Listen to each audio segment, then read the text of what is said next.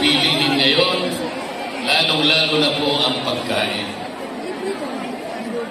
Tanong ko nga po yung isang lugar kamakailan sa Bulacan, magkano na po ba isang kilong bigas ngayon?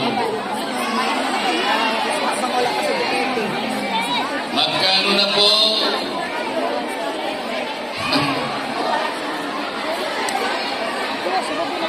Natupad po ba yung pangako?